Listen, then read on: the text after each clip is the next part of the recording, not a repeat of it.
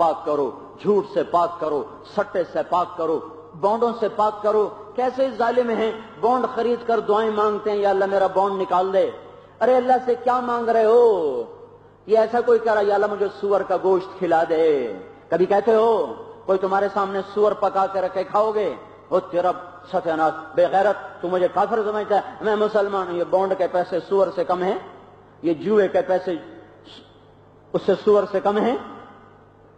اور یہ کیسے ظالم ہیں، اور یہ تمہیں دھوکے دیتے ہیں۔ پورا اخبار 1 کروڑ جیتنے والا خوش قسمت آدمی، آپ بھی 25 روپے کی پرچی خریدیے، 1 کروڑ کا انعام پائیو، بچ جاؤ بچ جاؤ۔ یہ سب تمہارے خون میں حرام داخل کرنا چاہتے ہیں۔ میں نے ایک بینک والے سے کہا خدا کے بندے، پہلے مالدار لوگ سود لیا کرتے تھے، تم کیسے ظالم ہو، تم نے غریبوں کو بھی حرام پہ کھڑا کر دیا۔ اب ریڑھی والا بھی 25 روپے کی پرچی جیب میں ڈال کے دعائیں کرتا پھر رہا ہے، اللہ میرا بھی کروڑ کاٹ، میرے بھی دن پھر جامن۔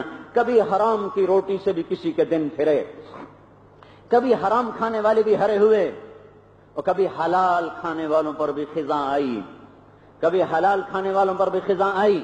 میرے بھائیو حلال پہ چلو۔ عمر بن عبدالعزیز جس تخت پر بیٹھے، اس تخت کو بنو امیہ نے خون سے رنگین کر دیا تھا۔ 1.25 لاکھ کھوپڑیوں پر وہ تخت بچھا ہوا تھا جس پر عمر بن عبدالعزیز آ کر بیٹھے ہیں۔ 2 سال 2 مہینے 2 دن میں اس نے اس تخت کو ایسا نورانی بنایا کہ 5ویں خلیفہ راشد کہلائے، 5ویں خلیفہ راشد کہلائے۔ وہ خلافت راشدہ کے ساتھ ان کا جوڑ بٹھا دیا گیا۔ اتنے بڑے مقام پر پہنچے، پر یوں نہیں پہنچے، اپنے آپ کو پابند کر دیا، عدل کا، ظلم سے بچے، اور اپنے آپ پر ایسی سختیاں لائے کہ عید کے موقع پر بچے آئے، ماں سے کہنے لگے کپڑے تو لے کر دو۔ ماں نے کہا ابا سے بات کروں گی۔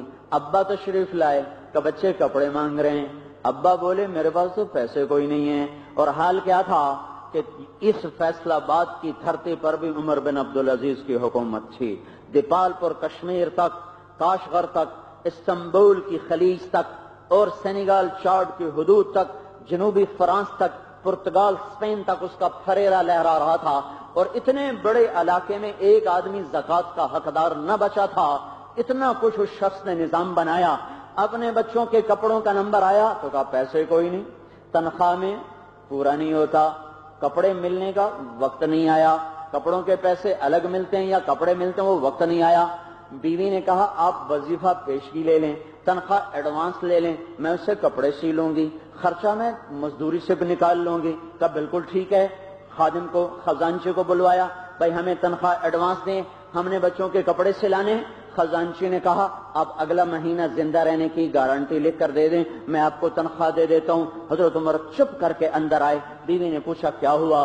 فرمایا میرے بچوں سے کہہ دو کہ تمہارا باپ کپڑے لے کے نہیں دے سکتے۔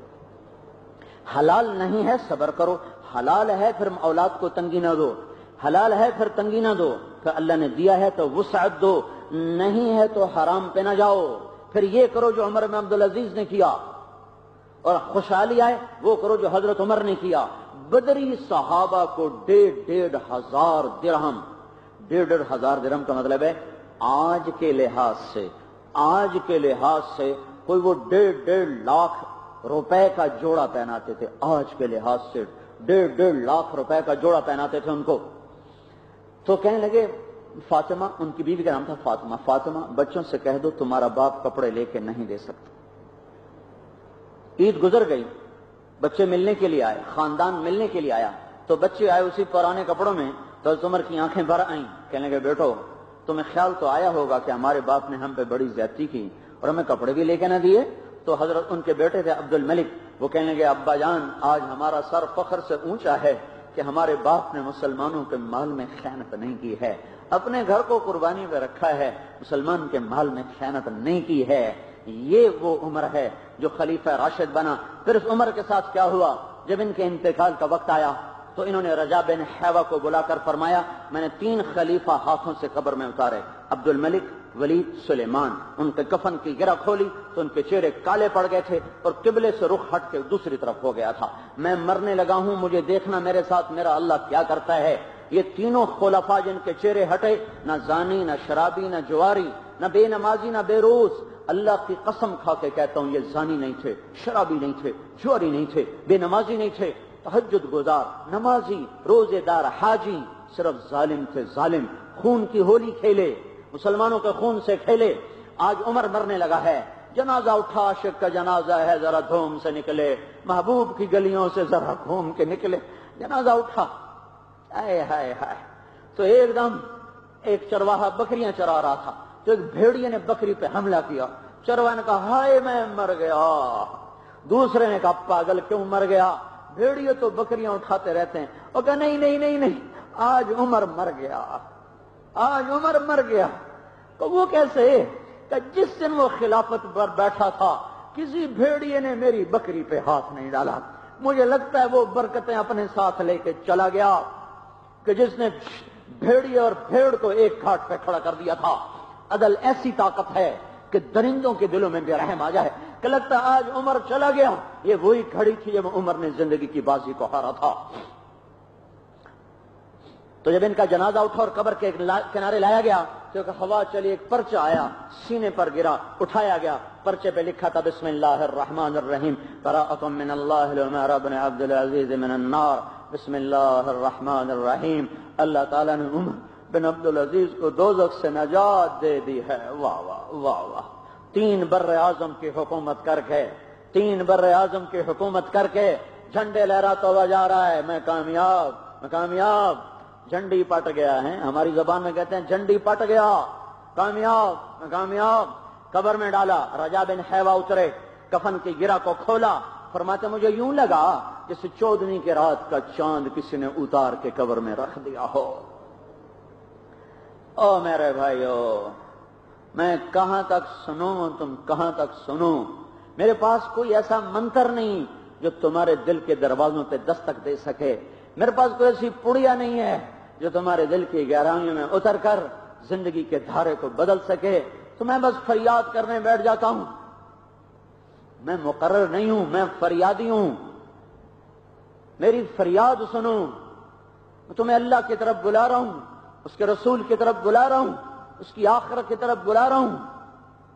تم اللہ اس کے رسول کی زندگی پہ آؤ، آ جاؤ، اللہ کا واسطہ دیتا ہوں اور اس کے نبی کے ان آنسوؤں کا واسطہ دیتا ہوں جن کو فرشتے بھی نہیں گن سکتے، جن کو دھرتی نہیں گن سکتی ان آنسوؤں کو، وہ گرم آنسو جو کبھی طائف میں بہے، کبھی عرفات میں، کبھی منا میں، کبھی مدینے کی کالی رات۔ ہائے ہائے ہائے، کیا ظالم امت ہے کہ ہر تیر اسی کے سینے پہ چلاتی ہے۔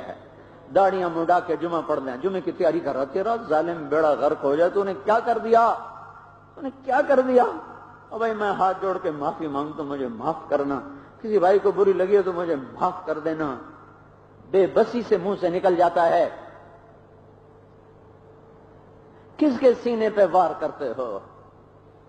جو 23 برس تمہارے لیے ہی رویا، تمہارے لیے ہی رویا،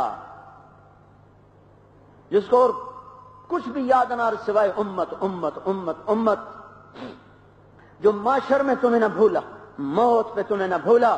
دیکھتے نہیں ہو حشر کی گھاٹیوں میں جب جہنم آئے گی، بھڑکتی، چلچلاتی، چنگھاڑتی، ہوئے ہوئے، تو آدم سے عیسیٰ علیہ السلام پکار اٹھیں گے، یا اللہ نفسی نفسی، یا اللہ نفسی نفسی، یا اللہ نفسی نفسی۔